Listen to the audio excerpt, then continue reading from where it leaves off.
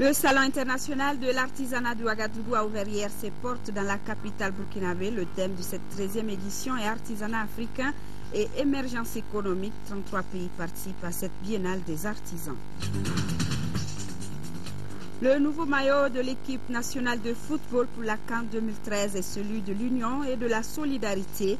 Conçu par l'équipementier Ernest, il a été présenté aujourd'hui à la Fédération malienne de football. Mesdames et messieurs, bonsoir et bienvenue à cette édition direction la Mecque où l'édition 2012 du pèlerinage tend vers sa fin. À Mina, les pèlerins accomplissent les derniers rites de ce pilier de l'islam. Notre équipe de reportage s'est intéressée aux pèlerins de la filière privée. Ils se disent satisfaits des conditions dans lesquelles s'est déroulé le Hajj. Nos envoyés spéciaux à la Mecque, Mamadou Nyama Traoré et Karunga Konati.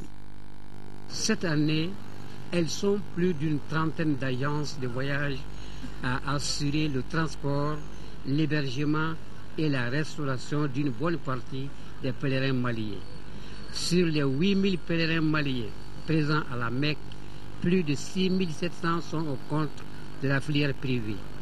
En tout cas, sur le terrain, on note une collaboration étroite entre les privés et la partie gouvernementale. Cette année, alhamdoulilah, le pèlerinage se déroule normalement pour la filière privée. Nous avons de très bons rapports avec la filière gouvernementale, notamment le superviseur. Donc nous avons eu plusieurs réunions de travail. La collaboration se passe très bien. Nous avons arrêté en tout cas des mesures pour que les pèlerins maliens puissent accomplir leur pèlerinage dans les meilleures conditions possibles. Pour les pèlerins et les responsables des agences de voyage contactés, le pèlerinage se déroule sans problème majeur chez les privés. Dieu merci, de Médine jusqu'à la Mecque ici, je ne me plains pas du tout. Je suis dans toutes les bonnes conditions. Depuis que nous sommes arrivés, vraiment, les conditions sont très bien. Point de vue, nourriture, déplacement, hébergement, vraiment, on ne se plaint pas. Tout va bien, Dieu merci. En ce qui concerne nos relations avec la filiale gouvernementale, c'est de bonnes relations. Parce que depuis qu'on est venu, on s'est réunis plusieurs fois. On n'a pas de problème avec le gouvernement, tout se passe bien. Le pèlerinage, c'est la difficulté même en soi. Mais à part ça, tout va bien. Le Salon international de l'artisanat de Ouagadougou Siao a démarré hier. 33 pays participent à cette biennale des artisans. Le thème de cette édition, de cette 13e édition, est artisanat africain et émergence économique. Et c'est le Premier ministre burkinabé qui a présidé la cérémonie d'ouverture du Siao, auquel participe une forte délégation malienne avec à sa tête le ministre de l'artisanat. Voyons ensemble le reportage de nos envoyés spéciaux à Ouagadougou, Adama Kamara et Abbas Fambougouri Traoré. C'est parti pour la 13e édition du Salon international de l'artisanat africain de Ouagadougou, avec comme pays invité d'honneur le Japon.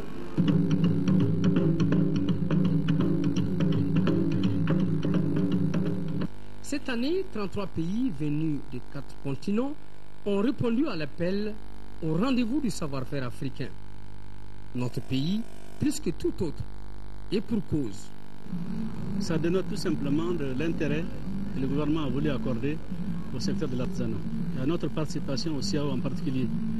Parce que vous vous rappelez qu'aux éditions précédentes, nous avons été un des pays les plus primés du CIAO.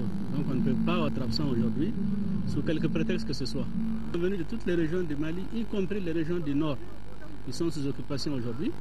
Depuis plus de 24 ans, le Burkina Faso, soutenu par les autres États africains, a compris qu'il faut un tremplin à nos artisans, afin que l'artisanat nourrisse son homme, mais plus, ceci, que la beauté des œuvres devienne enfin une véritable industrie du continent. J'ai constaté que nos jeunes artistes aujourd'hui savent intégrer des matériaux modernes pour créer des figurines, pour créer des objets d'une très haute signification. Et cela prouve que l'artisanat africain prend aujourd'hui de l'ampleur, prend aujourd'hui de la hauteur, en contact avec les artisans des autres pays. Et nous souhaitons justement que le thème de cette édition, qui voit l'artisanat comme un facteur de l'émergence économique, jouer davantage son rôle dans nos économies africaines. Le Japon, qui en est l'invité d'honneur, y a investi plus d'1,7 milliard. Le CIAO, qui est une rencontre biennale, est un marché, mais un espace d'échange des ministres en charge de l'artisanat dans le CODEPA, et où les artisans eux-mêmes se disputent le leadership autour du Grand Prix du président du Faso. L'Union africaine, on le sait, depuis mercredi, a levé les sanctions qu'elle avait imposées au Mali suite aux événements de mars 2012. Un véritable soulagement pour notre pays. Le ministre des Affaires étrangères a ainsi profité de son passage à la tribune de l'Union africaine pour inviter les partenaires à aider notre pays. C'était à l'issue des travaux de la 339e réunion ministérielle du Conseil de paix et sécurité tenu à Addis Abeba. Timan Koulibaly est au micro de Alassane Dembélé. Nous attendions depuis quelque temps la levée de ces sanctions. Vous vous souvenez que lors de son discours le 19 octobre dernier, le président de la République avait plaidé auprès de nos partenaires pour la levée de cette suspension. Aujourd'hui, c'est fait. C'est d'abord la reconnaissance des efforts qui ont été fournis par le Mali dans le cadre de la stabilisation institutionnelle. Et c'est aussi une nouvelle page qui s'ouvre dans notre marche vers la résolution des problèmes qui sont les nôtres aujourd'hui. Beaucoup d'interlocuteurs ont fait référence ici au siège de l'Union africaine à la rencontre de Bamako qui a décidé du cadre stratégique. Qu'en pensez-vous? Je crois qu'il y a une première réunion qui est prévue concernant les chefs d'état-major du 3 au 4 qui se tiendra à Bamako. C'est important de le souligner. Et par ailleurs, après cette réunion, il y aura d'autres séances qui, comme je le disais, nous conduiront aux Nations Unies.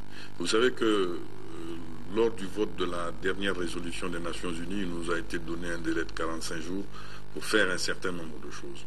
Ça s'inscrit dans cette démarche-là, de manière à ce que nous soyons dans le temps. Parce que vous savez, tout le monde le dit, et les Maliens les premiers, on n'a pas de temps à perdre. Ce qui se passe au nord du Mali nous oblige à hâter le pas et à maintenir une cadence régulière pour la mise en place du dispositif international et du cadre opérationnel dont nous avons besoin.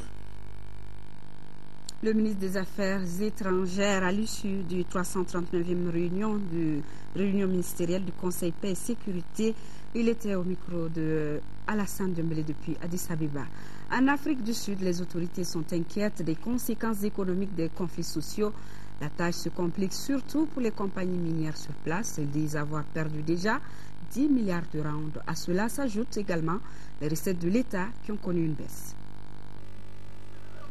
Après 7 semaines de grève affectant la plupart des mines sud-africaines, un accord salarial a été signé jeudi dans le secteur des mines d'or.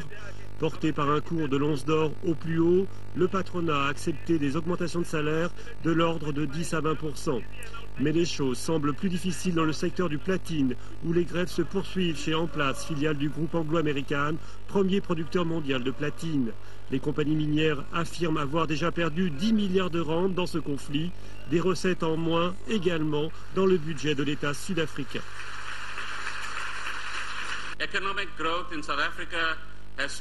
L'économie sud-africaine ralentit et ne devrait pas dépasser les 2,5% cette année en raison des perturbations que connaît la production minière. Les recettes fiscales devraient chuter de 5 milliards de rands cette année et le déficit budgétaire grimper à 4,8%. De peur que ces augmentations de salaire ne donnent des idées et poussent d'autres secteurs dans la grève, la pression du patronat et du gouvernement est forte pour mettre fin aux grèves et aux conflits sociaux. Ces derniers jours, les compagnies minières ont brandi la menace de milliers de licenciements si les grévistes ne reprennent pas rapidement le travail. Retour à l'actualité nationale ici à Bamako et au Mali. La Tabaski a été célébrée hier, une période de fête qui est généralement propice aux accidents de la circulation.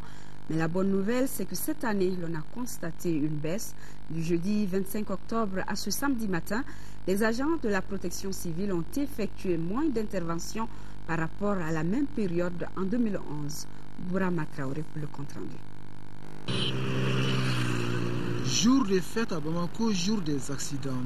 La Tabaski 2012 n'a pas fait exception à la règle, fête au cours de laquelle les agents de la protection civile ont effectué près de 80 interventions au niveau de la capitale. Les autres années, on dépassait les 100 et quelques interventions. Mais cette année, on est juste à 78 interventions au total, à savoir accident de la voie publique, secours à victimes et autres interventions. Mais au niveau de ce statistique, on enregistre 75 sorties par rapport aux accidents de la voie publique et 3 secours à victimes. Les accidentés sont reçus à l'hôpital Gabriel Touré et à l'hôpital du Mali, qui assurent la prise en charge des victimes d'accidents. Le premier annonce une centaine de patients admis au service des urgences, mais interdiction à l'équipe de reportage de prendre des images illustratives. Le second estime avoir reçu une quinzaine d'accidentés avec des blessures légères. Ces 15 accidentés, en majorité, c'était des cas de moto-moto. Et en majorité aussi, c'était les hommes. La prise en charge est systématique. Que la personne ait un parent ou pas, la prise en charge est systématique. Toutes les mesures adéquates sont prises pour ça. Cette année, l'unanimité s'est faite autour d'un point. Il s'agit de la baisse des accidents pendant la fête de Tabaski. Les années précédentes, à la même période, on enregistrait plusieurs cas d'accidents de la circulation, souvent mortels. Principale explication de cette baisse, la conjoncture économique. En plus de ça, ce que j'ai retenu sincèrement, c'est que la sensibilisation et la prise de conscience est actuellement au niveau des usagers de la route. Quand je constate par exemple que les enfants la plupart du temps se déplacent en très grand groupe, ce qui permet de faire les traversées en sécurité. Et aussi les usagers ont pris conscience de laisser le passage aux enfants, et ce qui amoindrit encore le risque d'accident. Donc il y a ces deux facteurs déterminants, le facteur de pauvreté et le facteur de prise de conscience, et surtout l'aimabilité que les usagers ont actuellement vis-à-vis des piétons. À la veille de la fête, il y a eu une très grande action de nos forces de sécurité vis-à-vis surtout pour les contrôles par-ci par-là. Je pense que ça aussi, ça a un peu influencé par rapport à la mobilité, à la fluidité de la circulation. Et ce qui fait que la circulation n'était pas aussi comble que ça. Comme le martèle bien un penseur, mieux vaut perdre une minute en ville que de perdre la vie en une minute. Et malgré la fête des patients et autres usagers des pharmacies n'ont eu aucun problème pour se procurer un médicament, si hier seules les pharmacies du Garde ont travaillé, on a constaté qu'aujourd'hui la quasi-totalité des officines étaient ouvertes. Adama Djimde a fait un tour en ville. Après la Tabaski, à Bamako, la vie reprend peu à peu son cours normal. Au niveau des officines de pharmacie où nous nous sommes rendus, plusieurs d'entre elles étaient ouvertes en ce week-end. Certains ont baissé le rideau, comme ici à l'officine Banakabougou, fête oblige.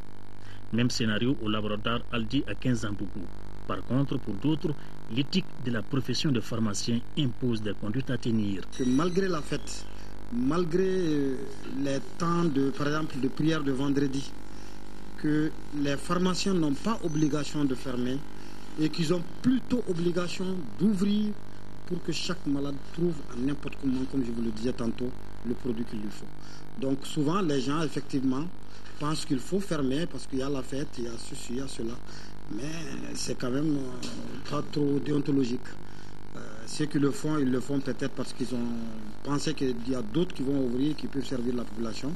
Mais ce qui est sûr, c'est que l'ordre est en train de faire tout ce qui est de son possible pour que les choses soient vraiment respectées et que le malade soit toujours capable d'avoir le produit dont il a besoin. Tout comme les officines, de nombreux laboratoires et autres cliniques étaient ouverts à la satisfaction des patients qui se sont exprimés hors caméra. Dans tous les cas de figure, les médecins étaient disponibles dans les structures de santé privées. Nous travaillons sur un système.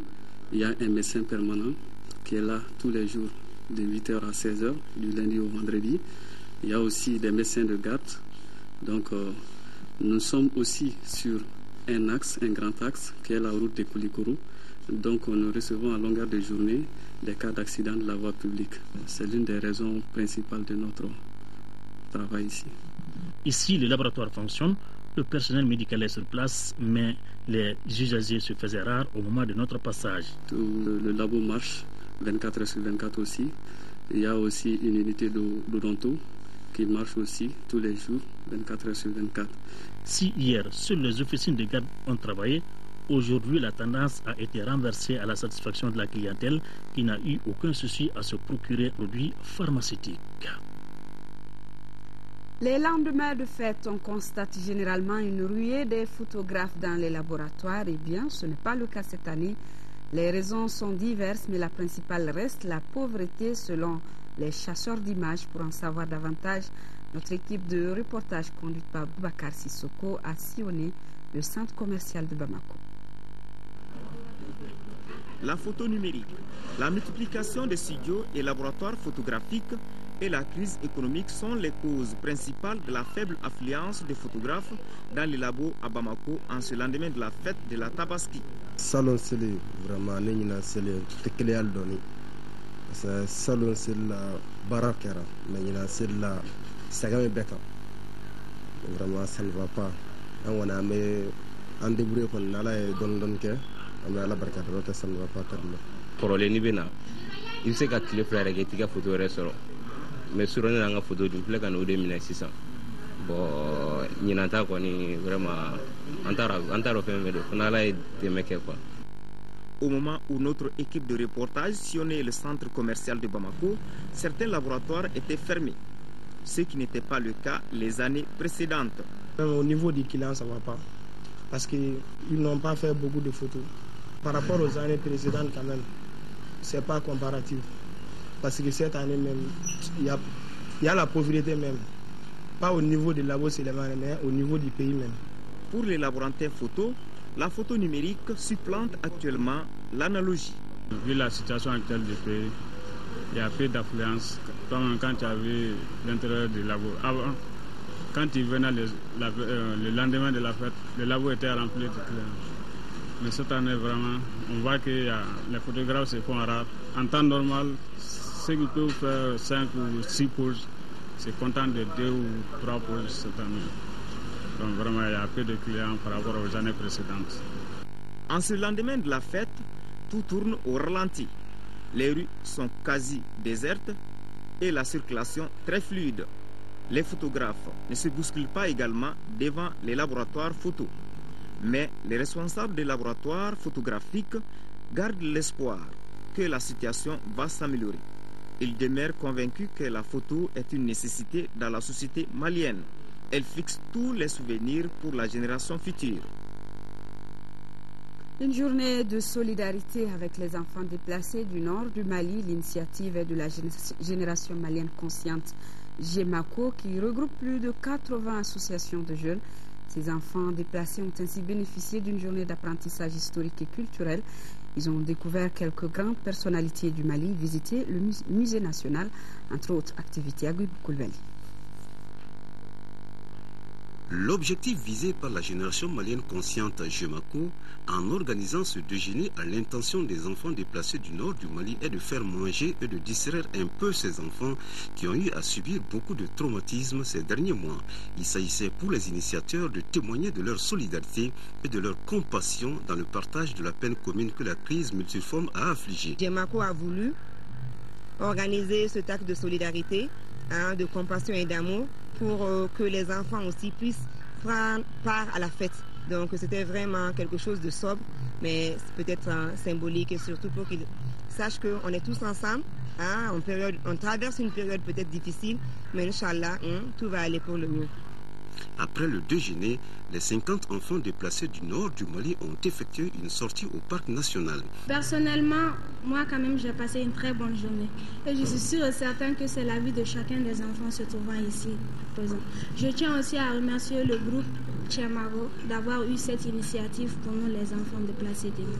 Pour les responsables du département en charge de l'action humanitaire et de la solidarité, ce geste de solidarité de la part de Génération Malienne Consciente doit servir d'exemple à d'autres organisations de bienfaisance. En tant que mère de famille, en tant que sœur, je pense que j'ai été particulièrement touchée par ces gestes de solidarité, ces gestes d'amour, ces gestes de compassion, je dirais tout simplement ces gestes humains humain de la part de Djemako. Il faut signaler qu'auparavant, les 50 enfants déplacés du nord du Mali ont rendu une visite de courtoisie à 2 personnalités du pays, à savoir Seydou Badian et Traoré Fanta Samake, chevalier de l'Ordre national du Mali. La visite guidée des locaux du musée national a été également l'un des temps forts des activités de cette journée. Remise cet après-midi d'équipements sportifs aux anciennes gloires du sport. Cette donation est de l'association des amis de Malamine Koné à Mako. L'événement avait pour cadre le terrain Chaba de Lafiabougou, le compte-rendu de Siragatou Sissi. L'association des amis de Malamine Koné à Mako a voulu par cette journée de reconnaissance vanter les mérites des anciens sportifs. Ceux-là qui ont marqué de leur empreinte le sport chez nous, toutes disciplines confondues. À la population du Mali en entier, c'est de se mobiliser autour des personnes qui œuvrent pour le bien-être, pour la bonne image du Mali. Surtout en particulier de M. Malamine Koné, qui fait des dons considérables, qui fait beaucoup de choses dans le domaine sportif, dans le domaine humanitaire. Pour meubler la cérémonie, plusieurs activités étaient au programme. Défilé des associations récipiendaires, 30 au total, démonstration des clubs de karaté Garé Club de Lafiabougou, club Djikam, club Mondji de taekwondo, jonglage de ballons du centre Nadia, sans oublier la cérémonie solennelle de diplôme et équipement aux anciens sportifs. L'événement était agrémenté par la prestation nourrie des humoristes de la place et artistes Anna. Sport toujours, le nouveau maillot de l'équipe nationale de football a été présenté aujourd'hui. C'était au cours d'une brève cérémonie au siège de la Fédération malienne de football, conçue par l'équipementier Ernest pour la prochaine phase finale de la CAN en Afrique du Sud. Ce maillot 2013 est celui de l'union et de la solidarité. Khalifa Nama Traoré pour les détails.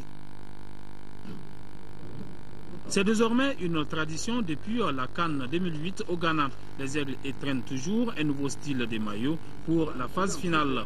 Celui de l'édition 2013 a ses caractéristiques. Beaucoup plus léger et avec des parties respirantes pour le confort des joueurs. Donc ça, c'est les principales techniques apportées à ce nouveau maillot. Outre l'esthétique de la nouvelle tunique, elle répond à une symbolique très forte. Le nouveau maillot est le maillot de l'unité et de la solidarité. Et nous espérons qu'il portera chance aux aigles du Mali. Nous savons tous que le sport a le pouvoir d'unir et de rassembler les hommes. Parfois même dans des crises comme celle que nous connaissons aujourd'hui. Cette CAN sera l'occasion de montrer au monde entier que le peuple malien reste solidaire et uni. Nous espérons que ce maillot qui vient de nous être remis et dont les caractéristiques techniques viennent d'être données mettra les joueurs suffisamment à l'aise sur le terrain. On est dans le continent chaud. C'est pour ça donc ils l'ont voulu léger avec des parties respirantes, notamment sous les aisselles.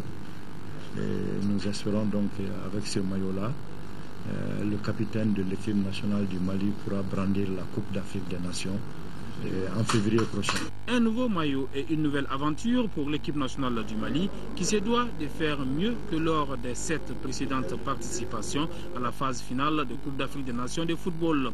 Les Aigles évolueront dans le groupe B en compagnie des Black Stars du Ghana, les Léopards de la République démocratique du Congo et le MENA du Niger. Première sortie le 20 janvier 2013 contre le Niger. Et sport football toujours, éliminatoire de la Coupe d'Afrique des Nations des cadets Maroc 2013.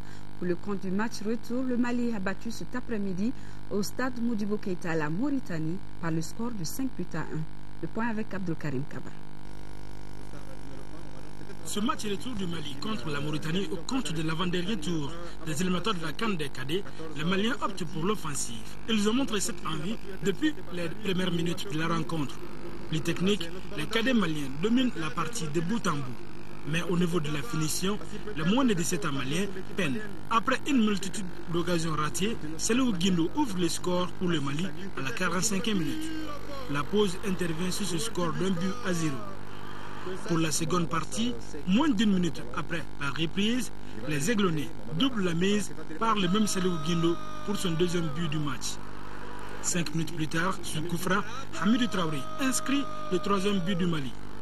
Pratiquement de la même manière, sur coup franc aussi, la Mauritanie réduit le score par El Hassan El Mouktar à la 52e minute.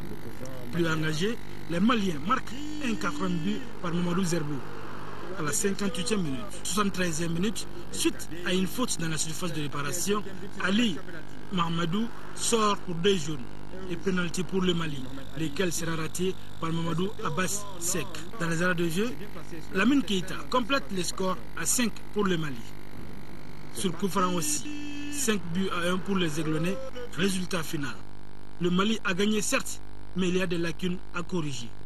Malgré la victoire, l'âge de l'équipe malienne, vraiment je reste vraiment prudent et modeste. Car il y a beaucoup de travail à faire encore au sein de cette équipe-là pour continuer vraiment le reste de la compétition.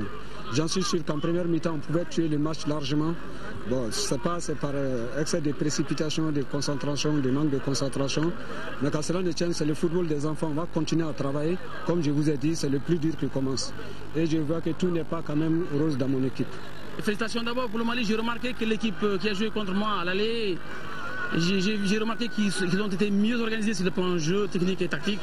Et ils ont imposé un jeu rythmé. Les gosses n'ont pas pu soutenir parce que c'est le plan morphologie. Les Maliens sont plus grands que nos petits. Et il y a aussi l'état de terrain parce que chez nous, on n'a pas le gazon naturel, on a que le tapin. Le Mali rencontre là le vainqueur du match Guinée-Nigeria pour le dernier tour des éliminatoires de la CAN des cadets Maroc 2013. Alors le buteur. Et sur ces pas, dedans s'achève cette édition. Demain, vous serez avec Ndeye Sissoko. À 13h, je profite pour vous souhaiter une bonne fête. Bonne fête à nos téléspectateurs de par le monde, tout en ayant une pensée profonde pour nos parents des régions du Nord, des régions de Kidal, Tombouctou, Gao et Douanza, vivant sous occupation. On ne vous oublie pas. À demain 20h, s'il plaît, adieu.